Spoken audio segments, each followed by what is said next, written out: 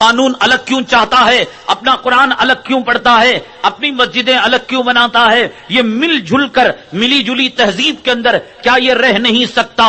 وہ عیسائی ٹیچر، وہ کانوینٹ کے ٹیچر جو ایک ساکس باہر 10 روپے میں بکتا ہے، یہ 50-60 روپے کے اندر بیچتے ہیں۔ وہ بک جو باہر میں 9 روپے میں بکتی ہے، یہ جو ہے 30-40 روپے کے اندر بیچتے ہیں۔ لیکن جب جو ہے برتھ ڈے کی بات آتی ہے تو بچوں کو پوچھتے ہیں کہ بچوں تم میں سے کسی کا برتھ ڈے تو نہیں ہے؟ اگر کوئی بچہ خامخواہ کہہ دیتا ہے ہاں آج میرا برتھ ڈے ہے، 3 جون کو میرا برتھ ڈے ہے، ٹیچر خود جو ہے ہیڈ مسز کے کمرے سے چاکلیٹ منگاتی ہے اور تمام بچوں کو کہتی ہے ہیپی برتھ ڈے کا گیت گایا جائے، چاکلیٹ تقسیم کرتی ہے تاکہ اس کے خون کے اندر یہ چیز پیدا ہو جائے کہ مسلمان برتھ ڈے بھی منائیں، مسلمان برتھ ڈے کی خوشیاں منائیں، مسلمان چاکلیٹ تقسیم کرے۔ آج مسلمانوں کی نسلوں میں، مسلمانوں کے خاندانوں میں یہ جو عورتیں ننگی پھر رہی ہیں، یہ بال کٹائی ہوئی جو پھر رہی ہیں، ان کو احساس تک نہیں ہے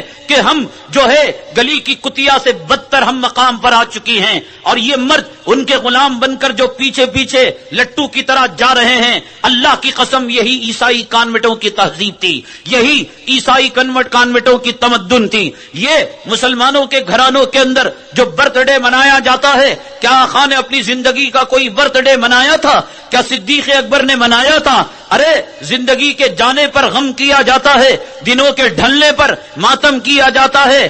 ہمیں یہ تعلیم دی گئی کہ جیسے جیسے وقت گزرتا ہے تم اپنے قبر کے قریب ہو رہے ہو، اپنے کفن کے قریب ہو رہے ہو، اپنے جنازے کے قریب ہو رہے ہو، اپنی زندگی سے دور اور اپنی موت سے قریب ہو رہے ہو۔ لیکن وہاں برتھ ڈے کی تہذیب اور تمدن اور طریقہ دے کر کیا آج مسلمان گھرانوں کے اندر لڑکیوں کا برتھ ڈے نہیں منایا جاتا، لڑکوں کا برتھ ڈے نہیں منایا جاتا؟ اپنے خاندان کے ایک بیوہ کو پالنے کی حیثیت نہیں، اپنے خاندان کے ایک غریب کو 2 وقت کی روٹی دینے کی حیثیت نہیں۔ یہ غریب، یہ فقیر، یہ لون کے اندر ڈوبا ہوا، یہ سود کے اندر ڈوبا ہوا، یہ دن رات رشوت کی حرام کمائی کھانے والا بڑی شان کے ساتھ جورو کا برتھ ڈے بناتا ہے، کچی چولی پہن کر حرام خوروں کے مجمع میں بیوی آ کر، اس کی جورو آ کر کیک کاٹتی ہے، اور دوسرے حرام خور کھڑے ہو کر پیشاب کرنے والے اسے گلے ملتے ہیں، چمٹتے ہیں، اور یہ رذیل اور یہ دیوس اس منظر کو دیکھتا ہے کہ میری بیوی سے غیر مل رہے ہیں اور برتھ ڈے کی مبارکبادی دے رہے ہیں۔ یہ سب مسلمانوں کے اندر یہ تہذیب کہاں سے آئی؟ یہ تمدن کہاں سے آیا؟ مسلمان کی عورت کیا کسی کو ناچنا دیکھنا گوارا کر سکتی تھی؟ کیا مسلمان کی عورت کسی کو گاتا ہوا دیکھنا برداشت کر سکتی تھی؟ آج سنیما خانوں میں غیر قوموں سے زیادہ برقع پہننے والوں کی تعداد کیوں زیادہ ہے؟ آج سنیما خانوں میں، کلبوں میں غیر اقوام سے زیادہ یہ نبی کا نام لیواؤں کی تعداد زیادہ ہے۔ کہاں سے ان کو یہ سبق ملا؟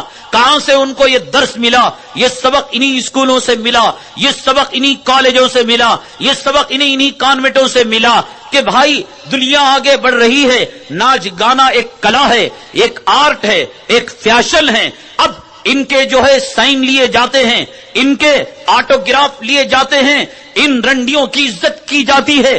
آج ایک مسلمان کی نگاہ میں مصلی پر کھڑے ہونے والے امام کا کیا مقام ہے؟ تمہارے سر پر اللہ کا قرآن رکھ کر میں تمہارے ماں باپ کا واسطہ دے کر، خدا کی قسم دے کر پوچھتا ہوں، تم یہ مجھے بتاؤ کہ اس مجمع کے اندر فلم میں کام کرنے والا کوئی حرام زادہ آ جائے، فلم میں ناچنے والی کوئی رنڈی آ جائے اگر تمہارے گھر میں، تو تم کتنا خوش ہو گئے؟ کیا تم اتنی خوشی، کیا تم اتنی عزت رسول منبر رسول پر کھڑے ہونے والے نبی کے جانشین کو دیکھ کر تمہارا چہرہ خوشی سے کبھی تمتماتا ہے؟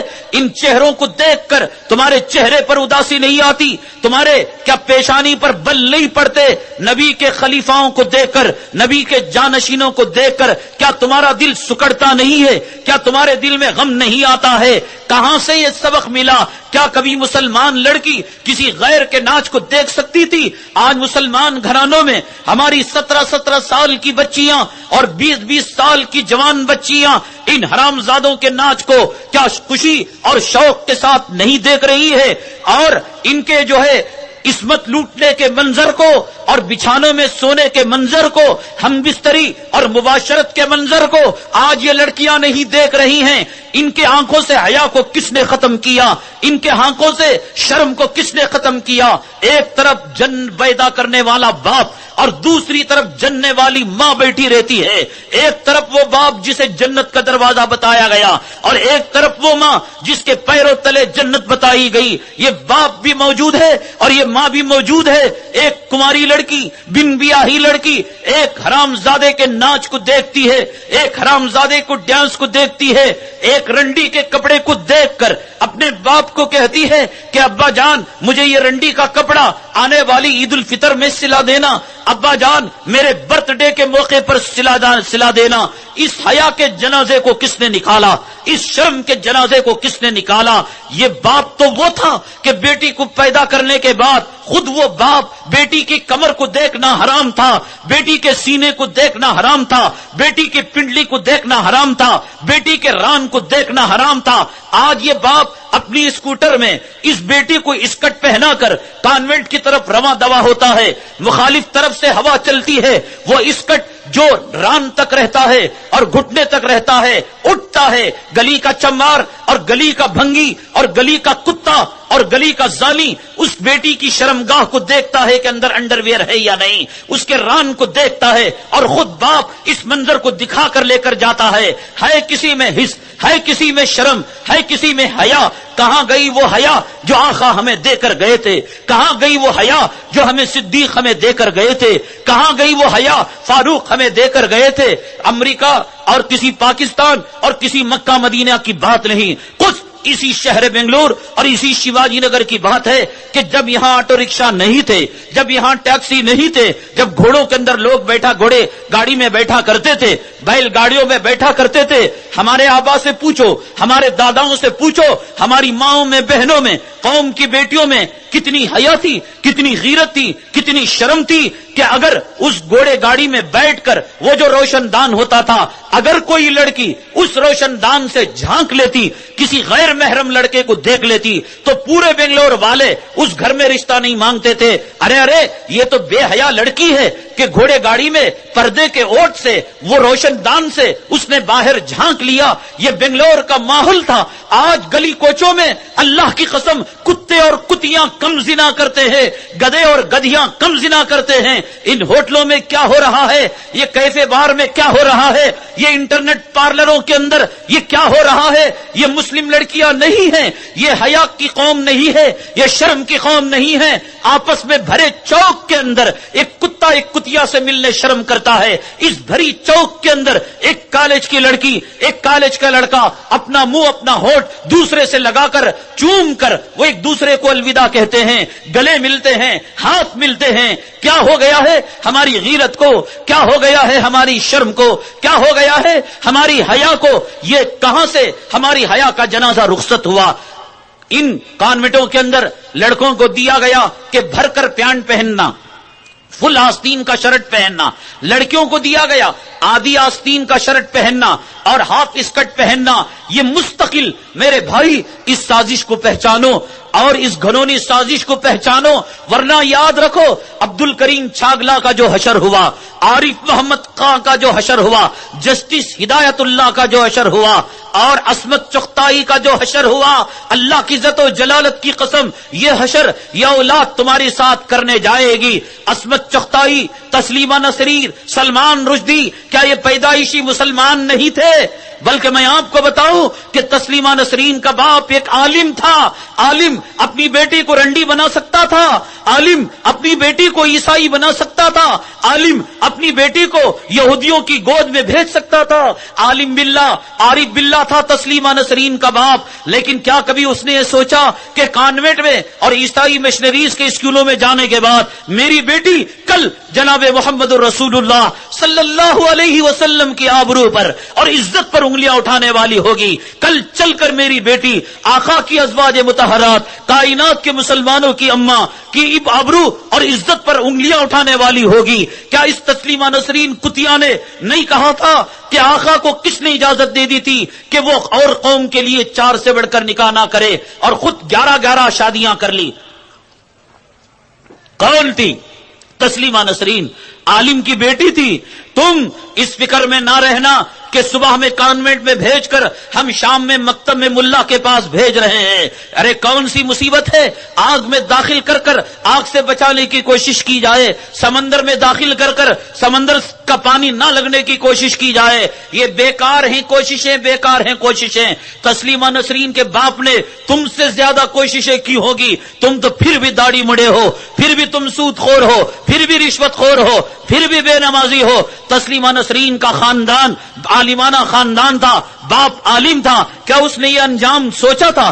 کیا اس نے یہ انجام پہچانا تھا؟ کیا تم چاہتے ہو کہ کانوٹوں میں تمہاری پلنے والی اور پرورش پانے والی اور تعلیم پانے والی اور پھر کال سینٹر میں جا کر زنا کے اڈے کے اندر اپنی عصمت اور آبرو کا سودا کرنے والی، کیا کوئی ضمانت دے سکتا ہے ان مسلمان لڑکیوں کے بارے میں جو کچے لباس پہن کر کال سینٹروں کے اندر رات کے 2-2:30 بجے کسی غیر کے ساتھ بیٹھیں اور وہ غیر اس کے جسم کو نہ چھوئے، کسی غیر کی کیبن کے اندر بیٹھے وہ اس کے سینے کو ہاتھ نہ لگائیں؟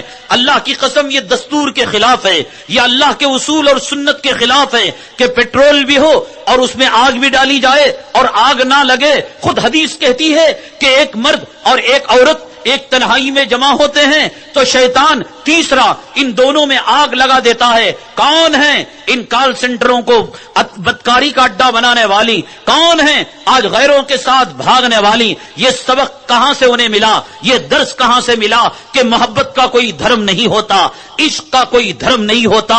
فاطمہ اور سمیہ فاطمہ کے نام سے جنت رشک کیا کرتی تھی، سمیہ کے نام سے جنت رشک کیا کرتی تھی، قتیجہ اور اسماء کے نام سے جنت رشک کیا کرتی تھی. ہائے افسوس، کون سی موت ہم مرے. آج ہمارے آنکھوں میں وہ پانی بھی نہ رہا کہ جس پانی میں ہم ڈوب کر مر جائیں. آج فاطمہ نام کی لڑکی، میں بتاتا ہوں، کیا کافروں کے ساتھ بھاگ کر ان کے نطفے سے وہ حاملہ نہیں ہوئی؟ آج سمیہ نام کی لڑکی، آج قتیجہ نام کی لڑکی، کہاں گئی ان کی شرمیں؟ کہاں گئی ان کی حیا؟ کہاں ان کو سبق ملا کہ محبت کا کوئی دھرم نہیں ہوتا اور عشق کا کوئی مذہب نہیں ہوتا؟ تم مسلمان ہوئے تو کیا ہوا، وہ کافر ہوئے تو کیا ہوا؟ چلو سب ایک ہے، محبت کے اندر کوئی نہیں. تم اپنی نماز پڑھو، وہ اپنی پوجا کرے گا، تم اپنی نماز پڑھو، وہ اپنی کلیسا جائے گا. کیا گھر گھر کا یہ فسانہ نہیں ہے؟ کیا محلے محلے کا یہ قضیہ نہیں ہے؟ وہ کون سا محلہ ہے، وہ کون سا گھرانہ ہے،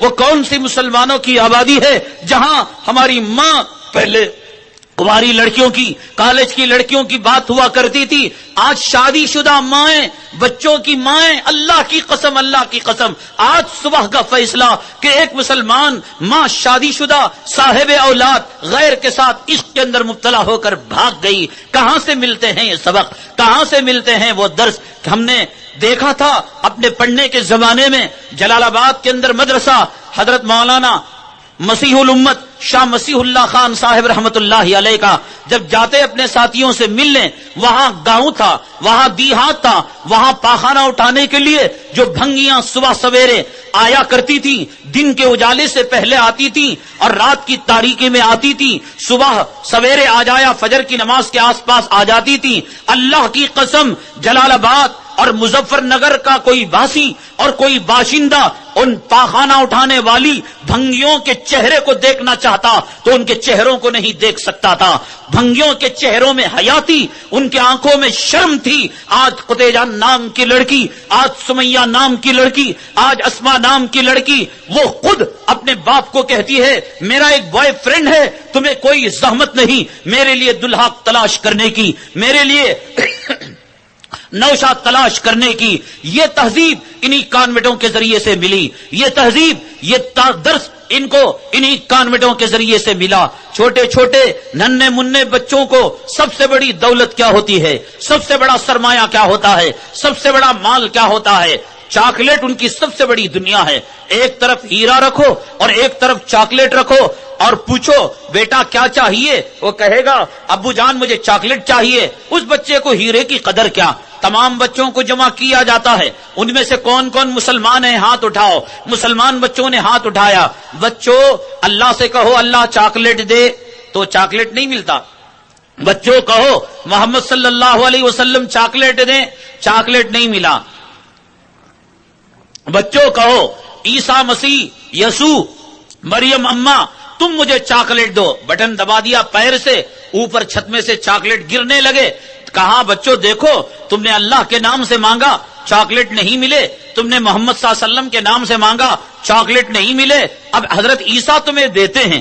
چھوٹے چھوٹے بچوں کے ذہنوں کے اندر اگر یہ مشق کرائی جاتی ہو، اگر یہ سبق سکھایا جاتا ہو، الف سے اللہ کے بجائے الف سے انجیل بتایا جاتا ہو، کاف سے کعبہ کے بجائے کاف سے کلیسا بتایا جاتا ہو، اللہ کی قرآن کے بجائے انجیل کو بتایا جاتا ہو، اور انہیں ایسے ایسے قصے اور ایسی ایسی کہانیاں انہیں سمجھائی جاتی ہوں، اور مسلمانوں کے ایسی چیزیں بیان کی جاتی ہوں. دیکھو تلوار کے زور سے کیا ہوا، دیکھو جنگ جمل میں ایک طرف حضرت علی ہے، ایک طرف ان کی والدہ ہیں حضرت عائشہ مسلمانوں کی اماں ہے، رسول اللہ صلی اللہ علیہ وسلم کی زوجہ مطہرہ ہیں، کائنات کی مسلمانوں کی اماں ہیں. تمہارے مسلمانوں میں لڑائی دیکھو کیسی، ایک طرف حضرت علی، ایک طرف حضرت عائشہ، ایک طرف حضرت عثمان غنی، دوسرے طرف دوسرے صحابہ، ایک طرف حضرت حسین، دوسرے طرف دوسرے صحابہ. یہ کیا مصیبت ہے؟ ایسی چیزیں آج جو ہے ان جو ہے نو نہالوں کے ذہنوں میں دل و دماغ کے اندر سبق کی جاتی ہیں.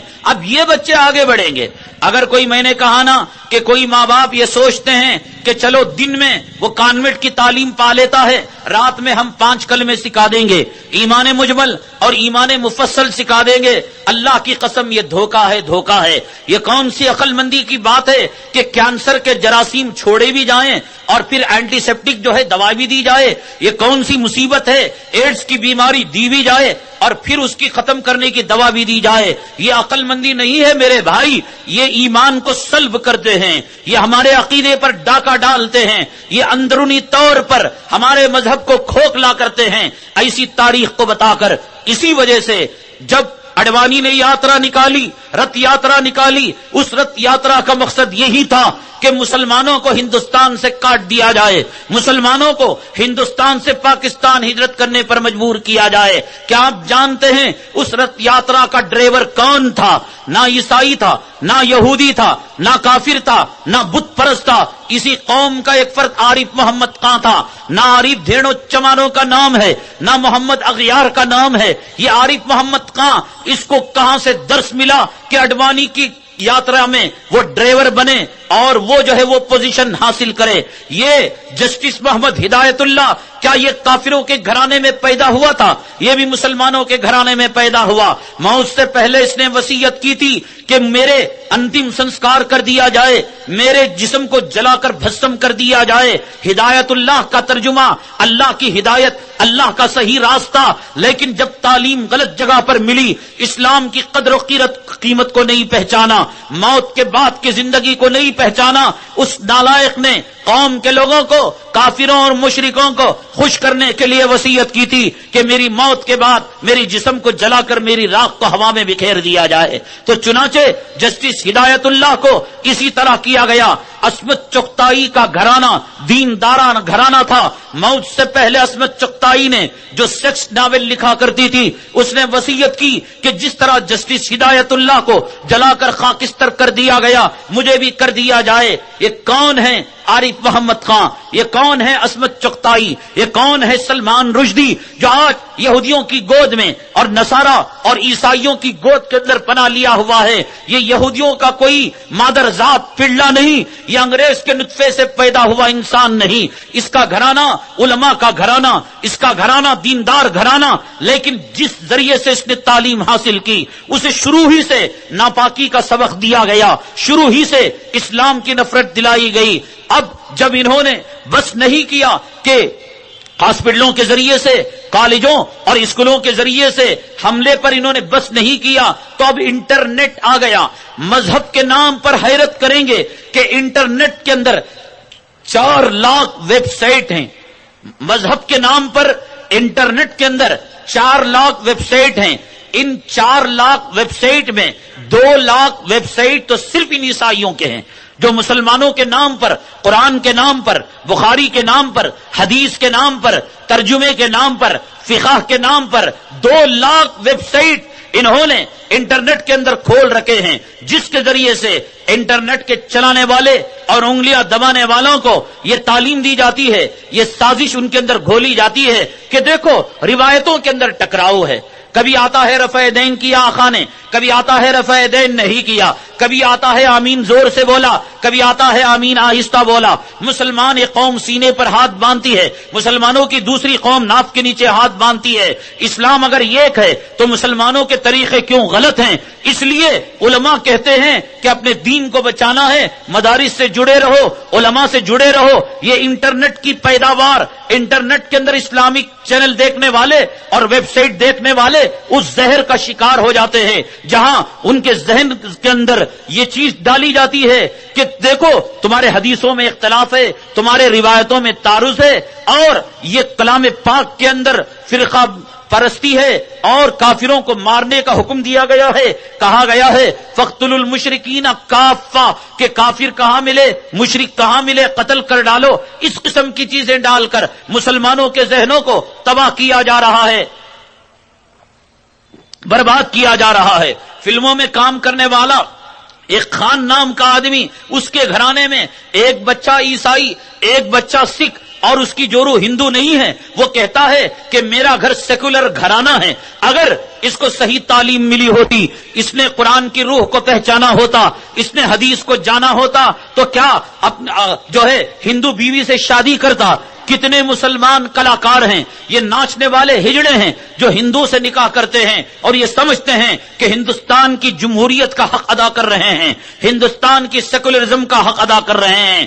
زیادہ تر یہ ناچنے گانے والے ہجڑے اپنے کافرہ بیوی کو رکھ کر کافروں کو خوش کرنے کی جو کوشش کر رہے ہیں۔ ان کو تعلیم کہاں سے ملی؟ یہیں سے تو تعلیم ملی کہ بھئی مذہب آپس میں بیر نہیں سکھاتا، سب مذاہب برابر ہیں، سب خدا سے ملانے والے ہیں۔ غلط بات ہے، غلط بات ہے، کوئی مذہب خدا تک ملانے والا نہیں ہے، کوئی مذہب اللہ تک جانے والا نہیں ہے، کوئی مذہب جنت تک جانے والا نہیں ہے سوائے مذہب اسلام کے۔ ان الدین عند اللہ الاسلام، بے شک دین اللہ کے پاس اسلام ہے۔ کلام پاک نے صاف ارشاد فرما دیا وَمَن يَبْتَغِ غَيْرَ الْإِسْلَامِ دِينًا فَلَن يُقْبَلَ مِنْهُ فَهُوَ فِي الْآخِرَةِ مِنَ الْخَاسِرِينَ۔ دنیا میں جتنے مذاہب ہیں، دنیا میں جتنے طریقے ہیں، وہ جہنم کی طرف جانے والے ہیں۔ ہم غیروں کو خوش کر کر ان کا احسان لے کر اس دھرتی پر رہنے والے نہیں ہیں۔ ہمیں ضرورت نہیں تمہارے احسان کی، ہمیں ضرورت نہیں تمہارے کرم کی، مہمان نوازی کی۔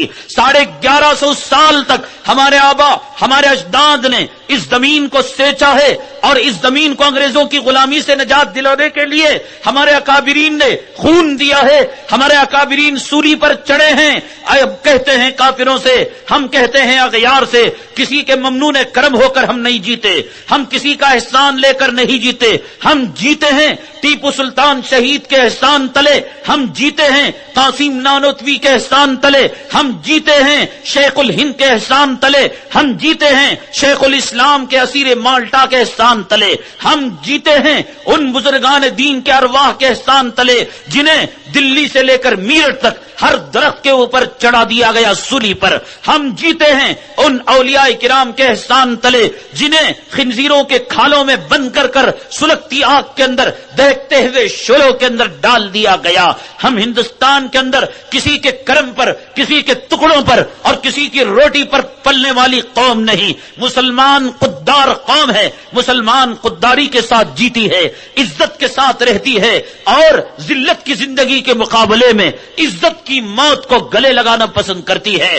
ہمیں کوئی بلڈنگوں کا لالچ دینے کی ضرورت نہیں، ہمیں کوئی عہدے کا لالچ دینے کی ضرورت نہیں، ہمیں کوئی فنڈ دینے کا لالچ دینے کی ضرورت نہیں، ہمیں کوئی امداد کے لالچ کی ضرورت نہیں۔ ہمارے آقا کا طریقہ ہمارے لیے کافی ہے، ہمارے آقا کی محبت ہمیں دم بھرنے کے لیے کافی ہے، ہمیں اولیاء کا تعلق ہمیں جینے کے لیے کافی ہے۔ ہم بھوکے رہیں گے، درود پڑھ پڑھ کر جی لیں گے، ہم پیاسے رہیں گے، ہم فقر و فاقہ میں رہیں گے، کلام پڑھ پڑھ کر جی لیں گے، پیٹ پر پتھر باندھیں گے، ہم غیروں کا احسان نہیں لیں گے۔ ہم خوددار قوم ہیں، ہم غیور قوم ہیں، ہم عزت دار قوم ہیں۔ فللہ العزت ولرسولہ وللمؤمنین ولکن المنافقین لا یعلمون۔ عزت تو صحیح معنوں میں اللہ کے لیے ہے، عزت صحیح معنوں میں اللہ کے رسول کے لیے ہے، اور عزت صحیح معنوں میں ان دونوں کو ماننے والے کے لیے ہے۔ اور منافق اس بات کو کیا جانے، ہمیں کسی چیز کی ضرورت نہیں، ہمیں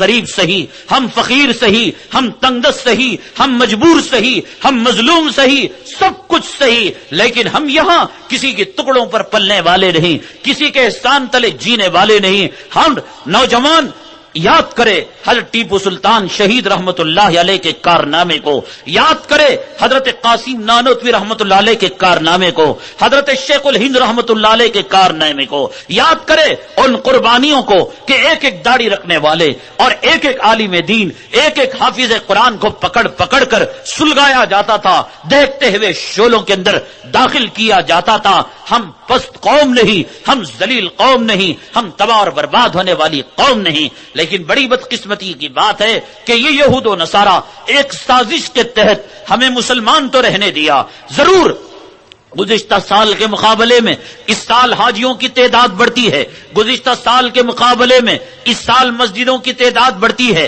گزشتہ سال کے مقابلے میں اس سال مکاتب کا جال پھیلتا ہے، گزشتہ سال کے مقابلے میں اس سال مدارس کی تعداد بڑھتی ہے، گزشتہ سالوں کے مقابلے میں مصلیوں کی تعداد بڑھتی ہے۔ ہر آئے دن ہمیں یہ خبریں ملتی ہیں، حج کا کوٹا پورا ہو گیا، حجاج زیادہ ہو گئے، نمازی زیادہ ہو گئے، مدارس زیادہ ہو گئے، مساجد زیادہ ہو گئے، لیکن عارف محمد خان کی کمی نہیں ہے، عصمت چغتائی کی کمی نہیں ہے، شاہ رخ خان کی کمی نہیں ہے، اور جسٹس ہدایت اللہ کی کمی نہیں ہے۔ گھر گھر کے اندر شاہ رخ خان پیدا ہو چکا ہے، گھر گھر کے اندر جسٹس ہدایت اللہ پیدا ہو چکا ہے، جو نام کے مسلمان ہیں، اندرونی طور پر کوئی عقیدہ نہیں، ناچ گانا دیکھتے ہیں کوئی اثر نہیں۔ کہاں کل ہم کسی گھر کو پہچانا جاتا تھا کلام پاک کے تلاوت سے، صبح میں سورہ یاسین کی آوازیں آتی تھی، رات میں سورہ واقعہ کی آوازیں آتی تھی، دن میں ذکر اذکار اور درود پاک کی۔ آج یہ کان ترستے ہیں کہ کسی مسلمان کے گھر سے کبھی کوئی تلاوت کی آواز آ جائے، اگر کسی مسلمان کے گھر سے کبھی کوئی تلاوت کی آواز آتی ہے تو یہ دل میں یقین جم جاتا ہے کہ آج اس گھر کے اندر کوئی موتا ہوئی ہے، کہ یہ قرآن زندوں کو زندگی بخشنے کے لیے آیا تھا، آج موتا کے سامنے سے پڑھنے کے لیے رکھ دیا گیا ہے۔ گانوں سے گونج رہی ہے یہ فضا، ناچ سے گونج رہی ہے یہ فضا، تھرک رہی ہے، تڑپ رہی ہے، یہ کیبل کلیکشن کی وجہ سے۔ یہ حیا کو اور اس جو ہے درس کو کون دیا، اس جو ہے سبق کو کون دیا؟ انہی کانوینٹوں نے دیا کہ حج کو بھی جانے دو، الحاج کا لقب رکھنے دو، لیکن دل سے آقا کی محبت کو نکال دیا اور دل سے رسول اللہ صلی اللہ علیہ وسلم کی عظمت کو نکال دیا۔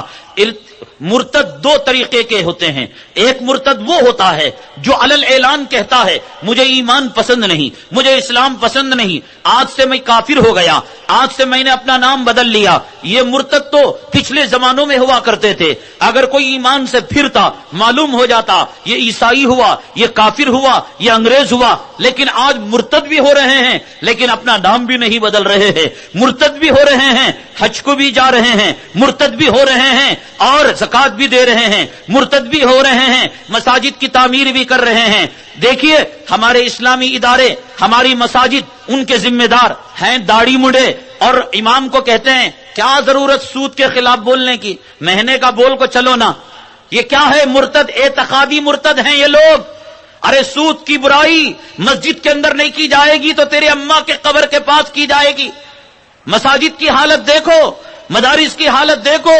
انہوں نے کہا کہ مسجد کا چودھری بننے دو، مسجد کا متولی بننے دو، داڑھی مڈے بننے دو، سود خور بننے دو، لیکن اندر سے ایمان کو کھوکھلا کر دو، اعتقاد کو کھوکھلا کر دو، امام کو اس کا غلام بنا کر رکھ دو کہ امام ہر جمعہ سے پہلے اس سے مشورہ کرے کہ سیکریٹری صاحب آج کون سے عنوان پر بولنا، کہیں تمہارے گھرانے میں شادی تو نہیں ہوئی ہے کہ میں شادی کے رسوم کے بارے میں بول دوں تمہیں برا لگ جائے، تمہارے گھرانے میں چہلم تو نہیں ہوا کہ چہلم کے بارے میں بول دوں تمہیں برا لگ جائے۔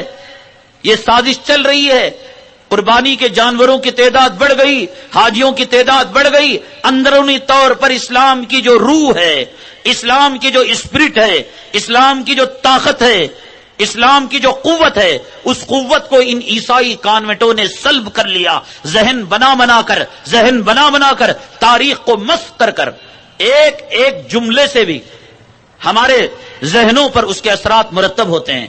ایک دیکھیے،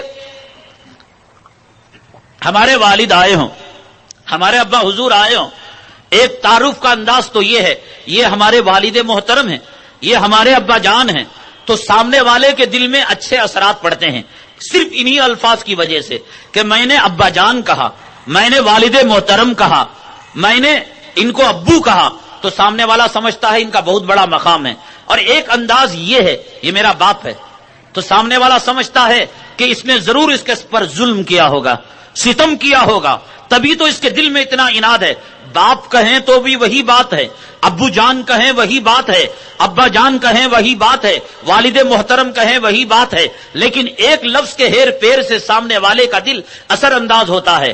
کہے میرا باپ ہے، یہ میرا باپ ہے، دیکھو کھڑا ہے، تو سامنے والا برا سمجھتا ہے، لیکن جب کہیں والد محترم اس کے اچھا جناب محمد الرسول اللہ صلی اللہ علیہ وسلم مکۃ المکرمہ سے ہجرت کر مدینہ منورہ گئے، تو اسلامی زبان یہ ہے کہ آپ کے تعلق سے کہا جائے آقائے دو عالم صلی اللہ علیہ وسلم مکے سے ہجرت کر مدینہ گئے، اس میں کتنی عزت ہے، سامنے والے کے دل میں کتنا اکرام اور کتنا احترام پیدا ہوتا ہے۔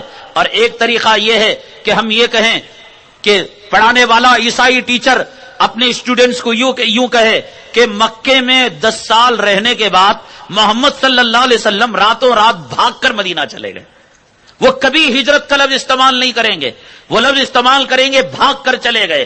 جب باپ عالم کے پاس نہیں جاتا، اماں کبھی عالم سے مسئلہ نہیں پوچھتی، اماں نے کبھی بال کٹانے سے پہلے کسی عالم سے فتویٰ لیا تھا، اماں نے کبھی 16 سینٹی میٹر کی چولی پہننے سے پہلے کسی دارالافتاء سے فتویٰ منگایا تھا، اماں نے کبھی دیور کے ساتھ مل کر سنیما جانے سے پہلے کبھی کسی عالم سے، مفتی سے، علامہ سے فتویٰ لیا تھا، کس اماں نے کبھی شوہر کی غیر موجودگی میں عاشق سے بات کرتے ہوئے اور اپنے جو ہے بوائے فرینڈ سے کالج کے زمانے کے بات کرتے ہوئے جب ماں نے نہیں پوچھا اور باپ نے جو ہے ناپ تول میں کمی کرتے ہوئے، قوم کا مال ہڑپ کرتے ہوئے، ہضم کرتے ہوئے، خیانت کرتے ہوئے، مردوں کی ہڈیاں بیچتے ہوئے، کفن بیچتے ہوئے، زندوں کا خون پیتے ہوئے، ماں نے نہیں پوچھا، باپ نے نہیں پوچھا، یہ کیوں پوچھے گا؟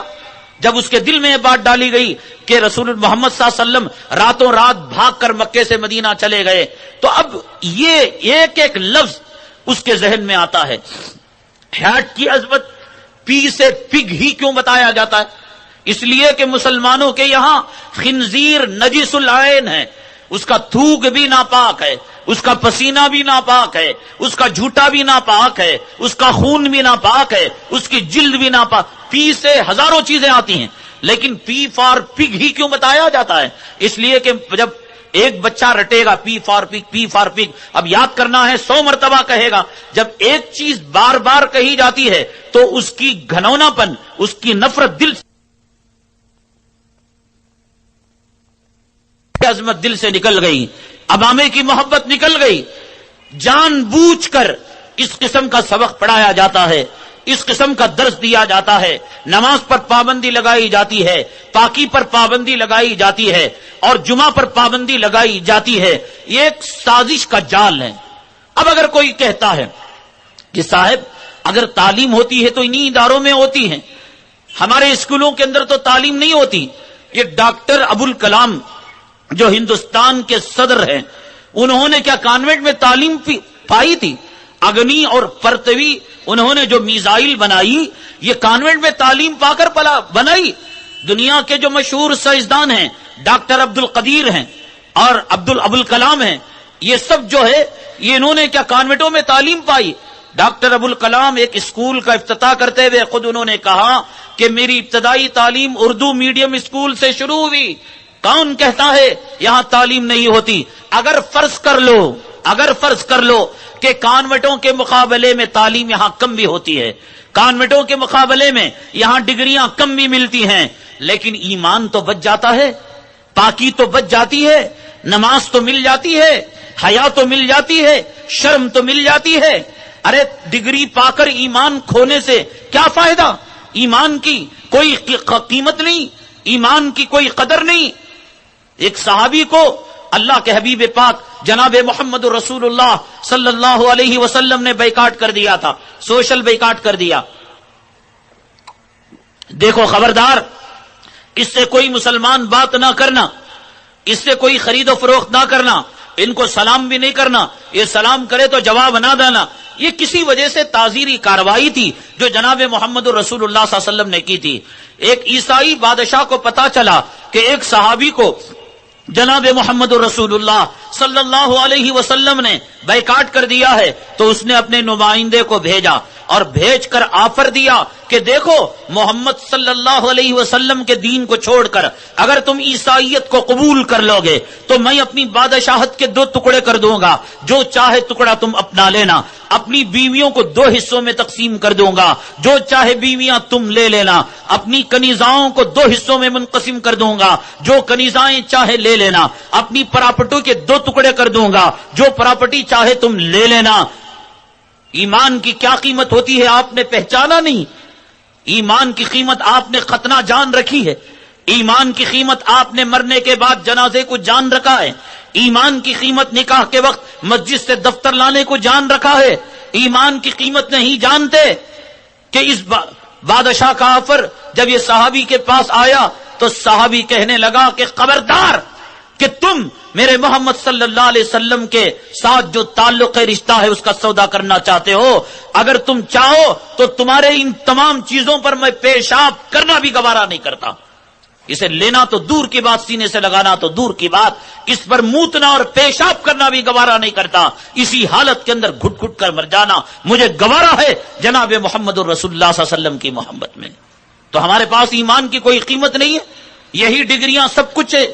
اور ایک دوسری بات، بنیادی بات یاد رکھو، انسان کی جو کمائی ہے اس کا تعلق علم سے نہیں ہے.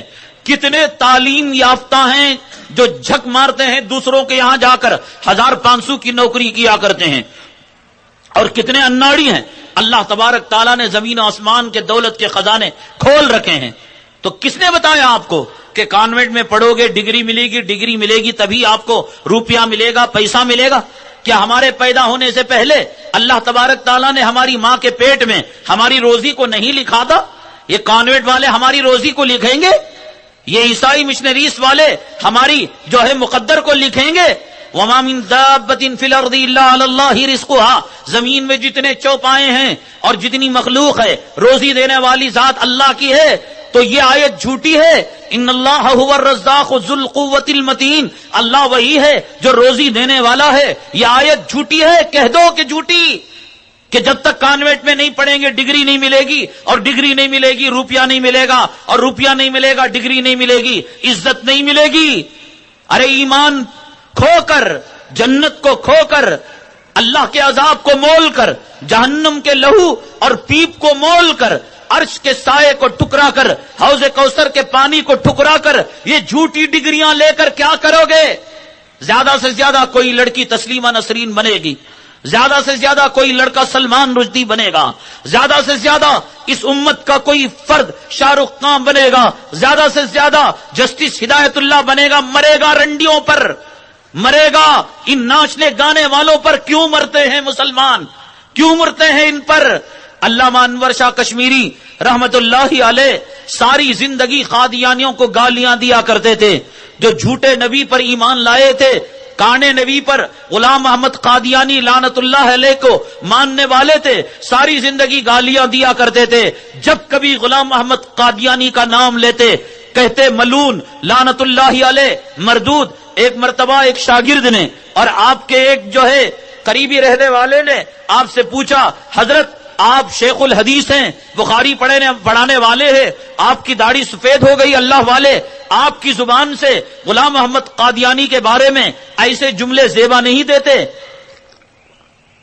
آپ گالیاں بکتے ہیں، ان کے تعلق سے زیبا نہیں دیتا کہ آپ ان کو گالیاں دے. علامہ انور شاہ کشمیری رحمت اللہ علیہ پہلے ہی چہرہ سرخ تھا، گورے تھے، کشمیر کے باشندے تھے، غصے کی وجہ سے چہرہ تمتما گیا اور چہرہ سرخ ہو گیا انار کے دانوں کی طرح. کیا کہتے ہو؟ اس جھوٹے نبی کو گالی نہ دوں، نبی کے مقابلے میں نبوت کا دعویٰ کرنے والے کو ملعون نہ کہوں، اور جو ہے مردود نہ کہوں، ابلیس نہ کہوں، شیطان نہ کہوں۔ اس کے بعد بڑی پتے کی بات کہی علامہ انور شاہ کشمیری رحمت اللہ علیہ۔ وہی بات مجھے آپ کو بتانا ہے۔ آپ نے فرمایا نبی سے جس طریقے سے محبت کرنا، نبی کی تعظیم کرنا ایمان کی علامت ہے، نبی نے جن چیزوں کو ناپسند کیا اسے برائی کی نگاہ سے دیکھنا یہ بھی ایمان کی علامت ہے۔ آج یہ نوجوان طبقہ، ان کے ہیئر اسٹائل کیا صدیق اکبر سے ملتے ہیں یا فلموں میں کام کرنے والے حرام زادوں سے ملتے ہیں؟ آج ان کے کپڑے صحابہ سے ملتے ہیں، پیران پیر سے ملتے ہیں، خواجہ اجمیری سے ملتے ہیں، یا فلموں میں کام کرنے والے؟ ان کی نفرت ہے، دلوں میں ان کی محبت ہے۔ یاد ہے مجھے وہ وقت کہ اسی چوک کے اندر جب دلیپ کمار آیا تھا، بڑا سا بڑا علامہ آ جاتا، بڑا سا بڑا شیخ الحدیث آ جاتا، اگر اللہ پیران پیر کو بھی بھیج دیتے، جنید بغدادی کو بھی بھیج دیتے، تو شاید کوئی عورت ان کے جھلک دیکھنے کے لیے اتنا نہ مرتی، کوئی نوجوان ان کی جھلک دیکھنے کے لیے اتنا نہ مرتا جتنا فلموں میں کام کرنے والے دلیپ کمار کے لیے۔ اسی چوک کی وہ تاریخ مجھے یاد ہے، اسی چوک کا وہ منظر یاد ہے کہ عورتیں ٹوٹ پڑی تھی اور پولیس کو لاٹھی چارج کی نوبت آئی تھی۔ یہ کیوں؟ دلوں میں ناچنے والوں کی محبت، ان زانیوں کی محبت، ان داڑھی منڈانے والوں کی محبت۔ ایک فلم کے اندر ایک لڑکی کو ماں بنایا اور اسی دوسری فلم میں انٹرول کے بعد اسی فلم کے ساتھ جو ہے ولن بن کر اس کی آبرو لوٹتا ہے، جس کے پاس ماں اور بیٹی کی کوئی تمیز نہیں، جو قوم کو دھوکہ دیتے ہیں۔ آج تک انہوں نے کسی کا بھلا کیا؟ 22 کروڑ کا مالک ہے امیتابھ، کسی غریب کی اس نے مدد کی؟ کسی غریب کو اس نے کسی مریض کے لیے دوا دارو کا انتظام کیا؟ اور کسی مسلمان یتیم بچے کے لیے فیس کا انتظام کیا؟ کیوں محبت ہے ان غداروں کے، قوم کے غداروں کی، کہ کمپنیوں کا مال لے کر قوم کو الو بناتے ہیں، قوم کو جھوٹا بناتے ہیں، بے وقوف بناتے ہیں کہ دیکھو میں یہ صابن استعمال کرتا ہوں، میرے عاشقوں، میرا مود پینے والوں، میرے نقش قدم پر چلنے والوں، دنیا میں بھی میرے ساتھ، جہنم میں بھی میرے ساتھ، میں یہ صابن استعمال کرتا ہوں، یہ صابن میری جورو کو گورا کر دیا، یہ صابن میری بیٹی کو پری کر دیا۔ جھوٹ بکتا ہے پیسہ لے کر۔ ان حرامزادوں نے کسی کا بھلا کیا؟ آئے اس کھلے اسٹیج میں ان فلمی ہستیوں کی ایک تاریخ ہے، ان کی ایک ہسٹری ہے، سوائے اس کے کہ انہوں نے زنا کو عام کیا، گانجے کو عام کیا، نشے کی لت کو عام کیا، قتل کے بازار کو عام کیا، غارت گری کے بازار کو عام کیا۔ ابھی بامبئی کے اندر بینک لوٹنے والا ایک ڈاکو پکڑا گیا دن دھاڑے، اور دن کے اجالے میں پولیس والوں نے، میڈیا والوں نے پوچھا آخر تجھے یہ آئیڈیا کہاں سے ملا؟ تو اس نے فلم کا نام بتایا۔ یو پی کے ایک علاقے میں ایک عاشق اپنی دلہن کے گھرانے میں پہنچ کر جب اس کا غیر کے ساتھ نکاح ہو رہا تھا، انسانی بم کے ساتھ اپنے آپ کو اڑا لیا۔ اس کے گھرانے والوں سے پوچھا گیا کہ یہ پریرنا اس کو کہاں سے ملی اور یہ سبق اسے کہاں سے ملا؟ تو اس نے کہا کہ فلاں فلم سے اس نے جو ہے یہ سبق حاصل کیا، اور اس فلم کو بار بار وہ دیکھا کرتا تھا۔ کیا دیا ان ناچنے والوں نے، کیا دیا ان گانے والوں نے، کیا دیا ان زانیوں نے، کیا دیا ان حرام کے نطفے کو عام کرنے والوں نے؟ کیوں آج نبی کا نام لیوا قوم، پیران پیر کا دامن تھامنے والی قوم، خواجہ اجمیری کا دامن تھامنے والی قوم آج ہیئر اسٹائل بناتی ہے ان کا، گھر کا اسٹائل بناتی ہے ان کا، گھروں میں ناچ گانا ان کا، رات میں سوتے ہیں ناچ گانا ان کا، صبح میں اٹھتے ہیں ان کا۔ تو انہوں نے کہا عیسائیوں نے، یہود و نصارا نے، ان کو الحاج کا لقب لگانے دو، ان کو نماز پڑھنے دو، ان کو اونٹوں کی قربانی دینے دو، ان کے دل و دماغ سے اسلام کی اسپرٹ کو نکال دو، اسلام کی روح کو نکال دو۔ اب اسلام کی روح نکل جائے گی، نام رہے گا مسلمان کا، اور کام کریں گے یہود کے، کام کریں گے عیسائیوں کے، کام کریں گے کافروں کے، کام کریں گے مشرکوں کے۔ حضرات، ہمارے اردو میڈیم اسکول ہیں، اب الحمدللہ ہمارے اکابر نے، ہمارے علماء نے اسکولوں کے میدان کے اندر قدم رکھا ہے، اگرچہ کہ ان کے مقابل میں آپ میں، حالانکہ نہیں ہے، جیسا کہ میں نے کہا کہ ڈاکٹر عبد القدیر ہیں اور ڈاکٹر ابوالکلام ہیں اور بڑے بڑے سائنسدان ہیں، بڑے بڑے فلاسفر ہیں، بڑے بڑے سیاستدان ہیں، انہی اردو میڈیم اسکولوں سے، انہی ہمارے مساجد کے مکاتب سے اور مدارس سے وہ ان مقام تک آئے۔ مولانا محمود مدنی، مولانا اسد مدنی رحمت اللہ علیہ کے فرزند ارجمند، وہ ایم پی ہیں اس وقت۔ کون سی کانوینٹ میں تعلیم پائی؟ آنکھیں کھولی تو مدنی گھرانہ، میدان میں گئے تو دارالعلوم کا میدان، دیکھا تو داڑھی والے، سویا تو داڑھی والے، اٹھا تو داڑھی والے، گئے نہیں ممبر پارلیمنٹ تک۔ مولانا حسن مدنی رحمت اللہ علیہ کو حضرت شیخ الاسلام رحمت اللہ علیہ نے کون سی کانوینٹ کے اندر داخل کیا تھا؟ کیا وہ ممبر آف پارلیمنٹ نہیں تھے؟ بلکہ ہندوستان کی تاریخ کے اندر انہوں نے جو للکارا ہندوستان کے سیاستدانوں کو، اور انہوں نے جو چیلنج دیا، کیا ایسا چیلنج آج تک کسی مسلمان لیڈر نے دیا؟ ہر لیڈر بکا تھا، ہر لیڈر نے ضمیر فروشی کا ثبوت دیا تھا، ایمان فروشی کا ثبوت دیا تھا، قوم کو داؤ پر لگایا تھا۔ ایک لمحہ بتاؤ حضرت مولانا فدائے ملت اسد مدنی رحمت اللہ علیہ کا کہ انہوں نے اپنے ایمان کو بیچا ہو کرسی کے لیے؟ جب یہ بات آئی کہ علی گڑھ مسلم یونیورسٹی کے ساتھ یہ مسلم کا لفظ نکال دیا جائے، بڑے بڑے ایوان کے اندر مسلم لیڈران تھے، بڑے بڑے عہدیدار تھے، بڑے بڑے سیاستدان تھے، سب کی زبان پر سام سونگ گیا تھا، لقمہ مار گیا تھا۔ یہ تھا فدائے ملت کا جگر گوشہ، جس نے کہا کہ اسد مدنی اپنی زبان سے مسلم کا لفظ چاٹ چاٹ کر ختم کر دے گا اگر تم بنارس کی ہندو یونیورسٹی سے ہندو کا لفظ ختم کر دو۔ کون سی کانوینٹ کے اندر انہوں نے تعلیم پائی تھی؟ کون سے آکسفورڈ کے اندر انہوں نے پڑھا تھا؟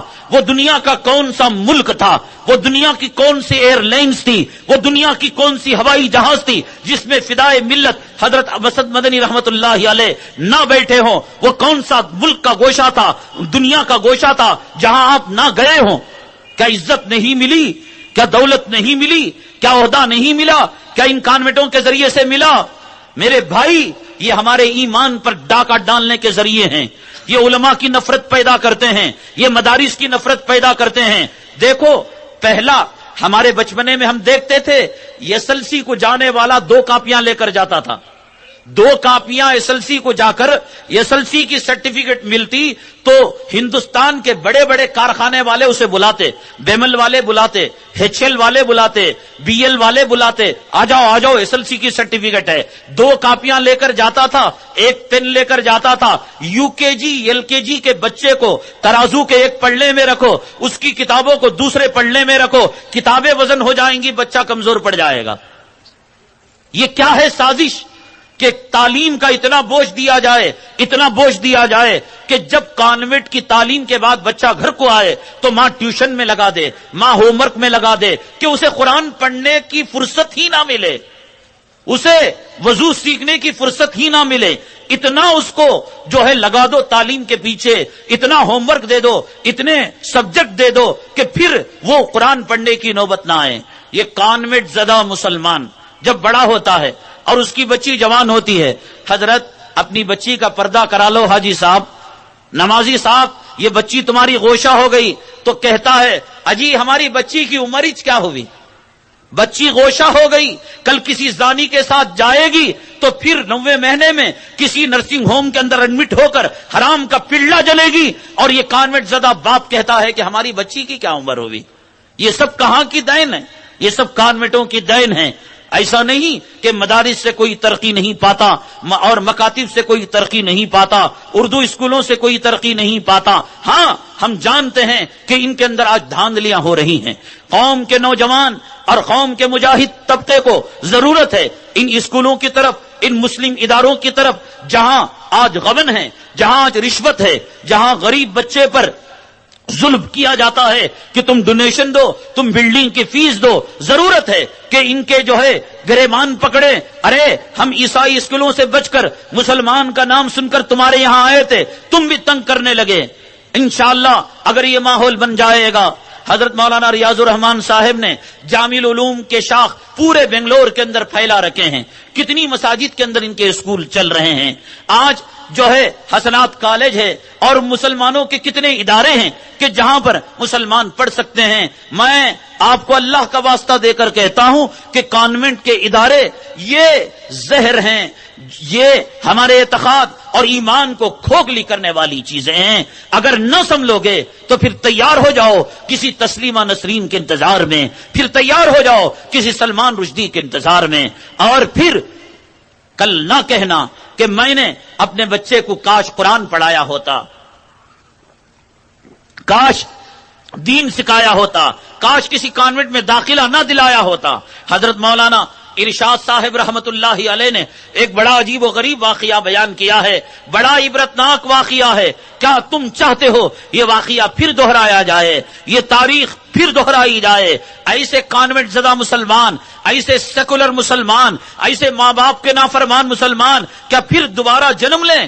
حضرت مولانا ارشاد صاحب رحمت اللہ علیہ فرماتے ہیں، ایک مرتبہ ایک علاقے میں نماز کے لیے گیا، نماز پڑھنے کے بعد جنازہ رکھا ہوا تھا، جنازے کے اندر میں شریک ہوا، سلام پھیرنے کے بعد میں باہر آ گیا، سلام پھیرنے کے بعد میں باہر آ گیا تو کچھ لوگ تھے جنازے کے سامنے دعا وعا کر رہے تھے، اور ان میں سے کوئی آدمی ابھی باہر نہیں آیا تھا۔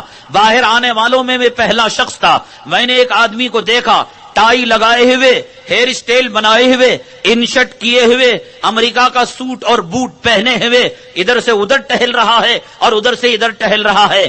حضرت اقدس مولانا ارشاد صاحب رحمت اللہ علیہ فرماتے ہیں کہ میں نے سوچا کہ شاید یہ مردے کا کوئی دشمن رہا ہوگا، یہ مردے کا کوئی حریف رہا ہوگا، اور اس کا کوئی مد مقابل رہا ہوگا کہ اتنی دشمنی کہ مرنے کے بعد بھی نماز جنازہ پڑھنے کے لیے تیار نہیں۔ حضرت فرماتے ہیں میں اپنے سینے پر پتھر رکھ کر میں نے جرأت کی کہ پوچھ تو لوں کہ بابا تم کون ہو؟ تو میں نے جب دیکھا تو میری داڑھی کو اور میرے لباس کو دیکھ کر اس نے سلام کیا تو میں نے سمجھ لیا یہ مسلمان بھی ہے ماشاءاللہ۔ میں نے کہا وعلیکم السلام، کہ حضرت آپ نے عصر بھی نہیں پڑھی اور نماز جنازہ بھی نہیں پڑھی، اگر دشمنی ہوتی تو ہوتی، زندہ پنے میں دشمنی تھی، موت کے بعد دشمنی کے کیا معنی؟ یہ بات سن کر فرماتے ہیں حضرت مولانا ارشاد صاحب رحمت اللہ علیہ، میرے پیروں تلے زمین کھسک گئی، میں زندہ دفن ہونا چاہتا تو ہو جاتا کہ وہ کوئی اور دشمن نہیں تھا، وہ کوئی اور حریف نہیں تھا، وہ کوئی دشمن خاندان سے تعلق رکھنے والا فرد نہیں تھا۔ اس نے دبے لفظوں میں کہا حضرت یہ کوئی اور نہیں، میرے ابا جان کا جنازہ ہے۔ مولانا ارشاد صاحب نے فرمایا کہ آپ اپنے ابا کی جنازہ نہیں پڑھتے؟ اس نے کہا حضرت میں نے زندگی میں کبھی نماز کو تو آیا نہیں، لیکن میں نے یہ سنا ہے کہ قیمتی جوتے یہاں پر چوری ہو جاتے ہیں، تو ان جوتوں کی حفاظت کے لیے میں نے میری باپ کی نماز جنازہ نہیں پڑھی۔ کانوینٹ کے غلاموں، کانوینٹ کے اندر جو ہے اسلام کی مخالف تعلیم دینے والے دل داداؤ، اگر ایسی نافرمان اولاد پیدا کرنا ہے کہ کل تم مرو گے زمزم کے قطرے پوچھو گے، تمہاری اولاد تمہیں دینے کے لیے تیار نہیں ہوگی، تم ایڑیاں رگڑو گے اور اولاد سے امید کرو گے کہ کلمہ طیبہ کی تلقین کرو گے، لیکن تمہارے بچوں میں کسی کا برتھ ڈے ہوگا، وہ کہیں گے happy birthday to you, اور تم تڑپو گے کہ ان کے سامنے یاسین پڑھا جائے، تم تڑپو گے کہ تمہارے سامنے اللہ کے کلام کی تلاوت کی جائے۔ یہ کانوینٹ زدہ مسلمان کہے گا نہیں مجھے ڈیوٹی کو جانا ہے، کفن والے کو کہہ دینا ذرا فون کر دینا، وہ غسل والے کو کہہ دینا دیکھ لینا کل یہ وقت نہ آئے، یہ نوبت نہ آئے، یہ وقت آنے سے پہلے، یہ نوبت آنے سے پہلے، کوئی تسلیمہ نسرین پیدا ہونے سے پہلے، کوئی عصمت چغتائی پیدا ہونے سے پہلے، کوئی بش کا پلہ پیدا ہونے سے پہلے اللہ عمر کو شکست دینے والا کیا یہودی تھا؟ کیا اسامہ کو شکست دینے والا کیا یہودی تھا؟ یہی آستین کے سامنے ناردن الائنس والے کیا مسلمان نہیں تھے؟ یہی کانوینٹ زدہ مسلمان تھے، وہ بھی افغانستان میں امریکہ کی حکومت نہیں چاہتے تھے، لیکن وہ سیکولرزم چاہتے تھے، وہ جمہوریت چاہتے تھے، وہ طالبان کی کٹر اسلامی مملکت اور اسلامی ریاست کو نہیں چاہتے تھے۔ ایک طرف ملا عمر کا ٹولہ تھا اور دوسری طرف ناردن الائنس کا ٹولہ تھا، اگر یہ ٹولہ نہ ہوتا قیامت تک امریکہ افغانستان کے اندر قدم نہ رکھتا۔ اس گھر کو آگ لگی گھر کے چراغ سے، اگر مسلمان تباہ ہو رہا ہے اسی کانوینٹ زدہ مسلمان سے تباہ ہو رہا ہے۔ مسلمانوں میں اللہ کا واسطہ دے کر کہتا ہوں اب 1 سال کی بھی مہلت نہ دینا اپنے بچے کو کہ چلو مولوی صاحب اگر جون سے پہلے مئی میں تقریر ہو چکی ہوتی تو میں ایڈمیشن نہ دلایا ہوتا، اللہ کی قسم کل موت اگر آ جائے۔ ہمارے بزرگوں نے ایک واقعہ بیان کیا ہے کہ ایک بچے کو اسکول کے اندر کانوینٹ کے اندر اس کا یہ ذہن بنایا گیا کہ دیکھو کہ جب انسان بھوکا رہتا ہے اور انسان پیاسا رہتا ہے تو کمزور ہونے لگتا ہے، اور کمزور ہوتا ہے تو دماغ کام کرنے نہیں لگتا۔ تو بچے تو قرآن نہیں پڑھا تھا، بچے نے تو اسلام نہیں سیکھا تھا. وہاں کرسچن کے ٹیچر نے اس کو یہ تعلیم دی رمضان کے مہینے میں. وہ ماں باپ کے پاس آیا روزے کی حالت میں اور کہنے لگا امی جان مجھے روزہ تلوا دیجئے، اس لیے کہ میرے ٹیچر نے کہا کہ روزے سے آدمی ویک ہوتا ہے، میں امتحان لکھنے کے لائق نہیں رہتا اور میں پڑھنے لکھنے کے لائق نہیں رہتا. امی جان نے کہا بیٹا نہیں، 1400 سال سے مسلمانوں نے روزہ رکھا، آج تک کسی مسلمان کا دیہنت نہیں ہوا اور کوئی مسلمان نہیں مرا، بیٹا تو بھی نہیں مرے گا.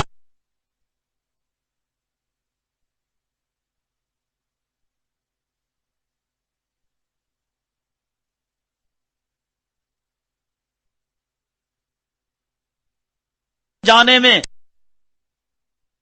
اسلام نہیں سیکھا تھا. وہاں کرسچن کے ٹیچر نے اس کو یہ تعلیم دی رمضان کے مہینے میں. وہ ماں باپ کے پاس آیا روزے کی حالت میں اور کہنے لگا امی جان مجھے روزہ تلوا دیجئے، اس لیے کہ میرے ٹیچر نے کہا کہ روزے سے آدمی ویک ہوتا ہے، میں امتحان لکھنے کے لائق نہیں رہتا اور میں پڑھنے لکھنے کے لائق نہیں رہتا. امی جان نے کہا بیٹا نہیں، 1400 سال سے مسلمانوں نے روزہ رکھا، آج تک کسی مسلمان کا دیہنت نہیں ہوا اور کوئی مسلمان نہیں مرا، بیٹا تو بھی نہیں مرے گا. لیکن ماں بیٹے کو سمجھانے میں ناکام رہی، اس لیے کہ ماں نے کبھی قرآن نہیں چھویا تھا، ماں نے کبھی اسلام کی تعلیم کو نہیں پہچانا تھا. اپنے بڑوں کو بھوکا پیاسا رہتا ہوا دیکھا، خود بھی بھوکی پیاسی رہ گئی، بچے کو مطمئن کر نہیں پائی. بچہ سائنس کی لینگویج میں، ٹیکنالوجی کی زبان میں، طب کی میڈیکل کی زبان میں سمجھنا چاہتا تھا اس بھوک اور پیاس کی حالت میں بھی مجھے فائدہ ہے. تو چنانچہ جب ماں سمجھانے میں ناکام رہی تو بچے نے روزہ توڑ دیا. ہمارے عالم نے بتلایا کہ سورج کے غروب ہونے سے پہلے روزہ توڑ کر اس نوجوان کا انتقال ہو گیا.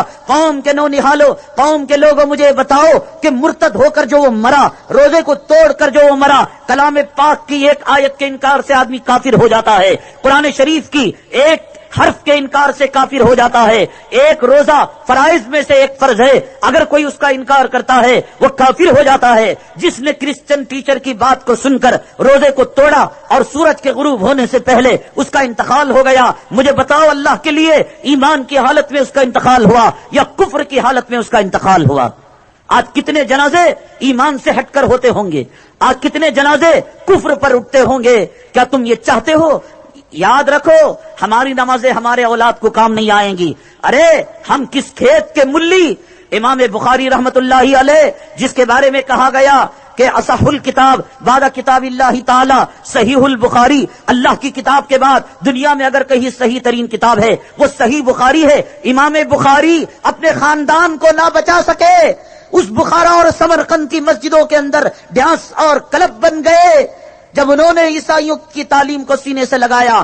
امام بخاری جن کی کتاب حدیثوں کے اندر مستند ترین کتاب ہے، وہ اپنے خاندان اور قبیلے کو نہ بچا سکے تو ہم کون ہوتے ہیں کہ ہماری نمازیں ہماری اولاد کو بچا دیں گے؟ حضرت یعقوب علیہ السلام پیغمبر، کیا انہوں نے اپنی اولاد کو شرک کی تعلیم دی ہوگی؟ کیا انہوں نے اپنی اولاد کو کانوینٹوں میں پڑھایا ہوگا؟ کیا انہوں نے اپنی اولاد کو موت سے پہلے جمع کر کر نہیں کہا ام کنتم شہداء اذ حضر یعقوب الموت اذ قال لبنیہ ما تعبدون من بعدی؟ میرے بچوں میری روح اس وقت قبض ہوگی جب تم میرے ہاتھ پر عہد و پیمان کرو کہ جس طرح میری زندگی میں تم کفر نہیں کیا کرتے تھے، شرک نہیں کیا کرتے تھے، میری موت کے بعد بھی تم ایمان پر قائم رہو گے.